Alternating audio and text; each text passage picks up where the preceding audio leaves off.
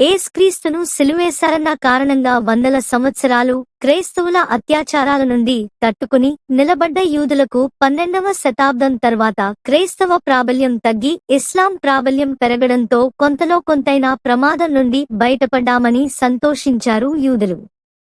కాని పాపం వాళ్ల పరిస్థితి పెనం మీద నుండి పొయ్యిలో పడ్డట్లయింది. అధిక టాక్సెస్ విధించడం, మతం ఆధారంగానే శిక్షలు ఖరారు చేయడం, వీటిని తట్టుకోలేక లక్షలాది మంది France, Poland, Germany, America, England లకు పారిపోవాల్సి వచ్చింది యూదులు. కాని ఎక్కడికెళ్లినా చెప్పలేనంత మత వివక్షను ఎదుర్కోవలసి వచ్చింది. ఒక్క భారతదేశం, అమెరికాలోనే ఏ వివక్ష లేకుండా ఉండగలిగామని, భారతదేశంలో పొందగలిగినంత గౌరవం మరెక్కడా పొందలేదని ఇప్పటికీ గుర్తుచేస్తుండడం ఈ మధ్య పత్రికల్లో కూడా చూశాము.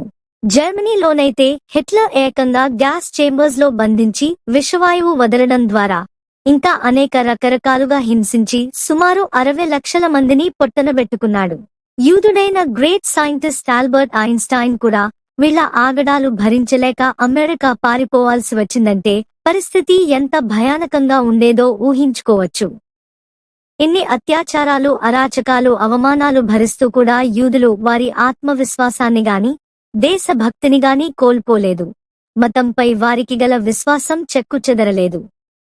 ఏ ఇద్దరు ఇజ్రాయేలీలు ఎక్కడ కలుసుకున్నా next time let's meet in a holy land అంటూ దృఢ సంకల్పంతో వీడ్కోలు తీసుకునేవారు.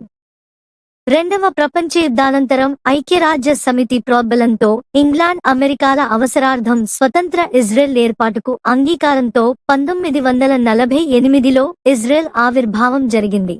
కాని అనుకున్నంత భూభాగం గాని అనుకున్న వనరులేవీ లభించకున్నా ఎలాగోలా మాతృభూమికి చేరుకోగలిగామనే ఆత్మతృప్తితో అంగీకరించాల్సి వచ్చింది. ఈ కొండలు, గుట్టలు, నీటివసతిలేని భూమి ఉంటేనేమి లేకుంటేనేమి అంటూ అనేక మంది వెటకారంగా మాట్లాడారు కూడా. జాతి పునర్నిర్మాణం కోసం యూదులంతా మాతృభూమికి తరలిరావలసిందిగా అధ్యక్షుడు ఇచ్చిన పిలుపుకు స్పందించిన వేలాది మంది ఇజ్రాయెల్కు తరలిరావడం జరిగింది. గొప్ప గొప్ప శాస్త్రవేత్తలు, ఇంజనీర్లు నిరంతర ప్రణాళికలతో ఎందుకు పనికిరాదనుకున్న భూమిని అతి తక్కువ కాలంలోనే దేశమంతా నీటిపారుదల సౌకర్యాలు ఏర్పరచుకుని సస్యశ్యామలం చేసుకున్నారు. ఈరోజు వ్యవసాయంలో ప్రపంచమంతా వాడుతున్న అనేక అధునాతన యంత్ర పరికరాల్లో దాదాపు అన్నీ ఇజ్రాయెల్ శాస్త్రవేత్తలు రూపొందించినవేనని చాలామందికి తెలియదు. వినూత్నమైన వ్యవసాయ పద్ధతులు, డ్రిప్ ఇరిగేషన్, కంప్యూటర్ రంగంలోనూ మైక్రోసాఫ్ట్ విండోస్, సిస్కో, మోటోరోలా, వాస్మేల్ టెక్నాలజీ, ఐబిఎం అదీ సెంటర్, బయోటెక్నాలజీ, రౌటర్ టెక్నాలజీ, ఇలా చెప్పలేనని ఇన్నోవేషన్స్ అన్నీ వారి సృష్టే. దేశ జనాభాలో 16 వైరస్ దాటిన యువకులకు 3 years పాటు, యువతులకు 2 years పాటు ఆర్మీ ట్రైనింగ్ తీసుకోవాల్సిందే. ఇక్కడి మహిళా యుద్ధ వీరనారీమణులను సేబర్, చురకత్తులు అని పిలుస్తారు. ఈ ఏర్పాటంతా ఒక్క సంవత్సరంలోనే జరగలేదు, కనీసం 15 నుండి 20 years పట్టింది. శ్రద్ధగా వారి జాతి నిర్మాణంలో వారు నిమగ్నమై ఉంటుంటే స్వాతంత్ర్యం లభించిన సంవత్సరంలోపే పక్కనున్న ఇస్లామిక్ దేశాలు ఈజిప్టు, సిరియా, జోర్డాన్, పాలస్తీనా, లెబనాన్, సౌదీ అరేబియా, ఇరాక్ వారిపై దాడులకు తెగబడ్డాయి. యుద్ధరంగంలో బెబ్బులీలు, యహూదీలు, ఇజ్రాయెల్స్ ఒక్కటి కాదు, రెండు కాదు, ఏకంగా 6 శక్తివంతమైన దేశాలు ఒకేసారి యుద్ధానికి కాలుదువాయి. కాని ఎవరూ అదరలేదు, బెదరలేదు. ఎన్నో త్యాగాలతో సాధించుకున్న మనదేశం మళ్లీ ప్రమాదంలో పడింది.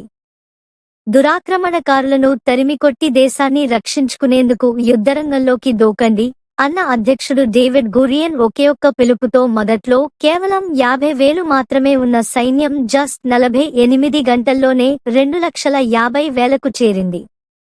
డాక్టర్లు, టీచర్లు, లాయర్లు, ఇంజనీర్లు, విద్యార్థులు, స్త్రీలు, పురుషులు అనకుండా పెద్దపెట్టున సైన్యంలో చేరి సుశిక్షితులైన సైనికుల కంటే కూడా వీరోచితంగా పోరాడి పక్కనున్న పాలస్తీనానే ఉల్టా ఆక్రమించారు.